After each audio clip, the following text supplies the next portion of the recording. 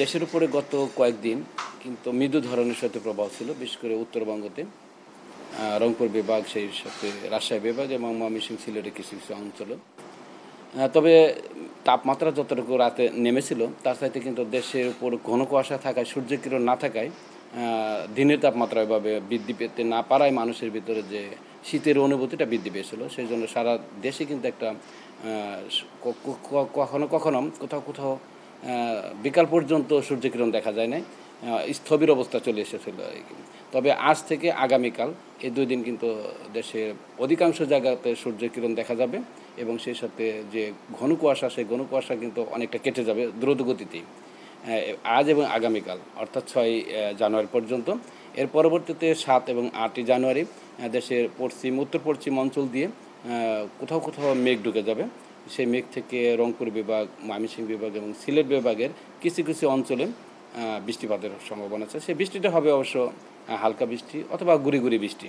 এবং তাছাড়া দেশের ঢাকা সহ অন্য যে অঞ্চলগুলো আছে সেসব অঞ্চলে মেঘলা আকাশ হয়ে যাবে 2 দিন। মেঘলা আকাশ হওয়ার পরে 9 তারিখ থেকে কিন্তু আবার তাপমাত্রা, তখন দিন এবং রাতের তাপমাত্রা কিন্তু কমতে থাকবে।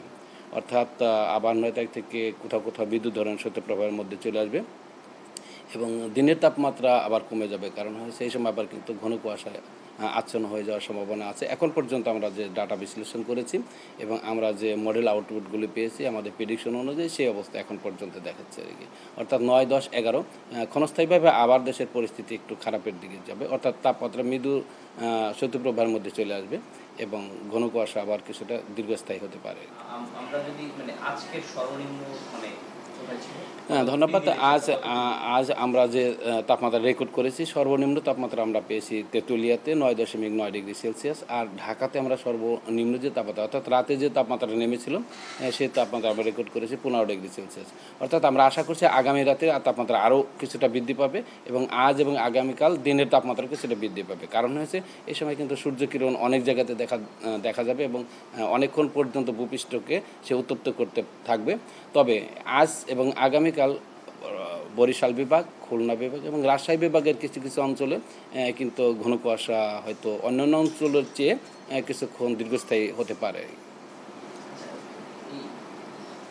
আজকে সন্ধ্যা থেকে ঢাকার পরিস্থিতি কেমন? হ্যাঁ, বললাম, আমি আগেই বলেছি তাপমাত্রা কিন্তু কিছুটা বৃদ্ধি পাবে, পরিস্থিতি মোটামুটি এখন অনেকটা কমফোর্টেবলের মধ্যে চলে আসবে। গত কয়েকদিন যে অবস্থা ছিল সেই অবস্থা আপাতত থাকার সম্ভাবনা নেই। শীত মানে তাপমাত্রা বেড়ে যাবে, শীতের অনুভূতিটা যেটা কমে যাবে আর কি মানুষের ভিতরে। অর্থাৎ তাপমাত্রা বেড়ে গেলে যেটা হয় মানুষের কমফোর্টেবলের মধ্যে চলে আসবে আর কি আপাতত আর কি। আজকে খুব একটা শীত পড়ার সম্ভাবনা কম আর কি, শীত পড়বে না ওইভাবে। তবে তাপমাত্রা বেড়ে গেলে যেটা হয় আর কি মানুষের আর কি, তাপমাত্রা কমে যাওয়ার সম্ভাবনা কম। আজ এবং আগামীকাল 2 দিনই তাপমাত্রা বৃদ্ধি পেয়ে যাবে।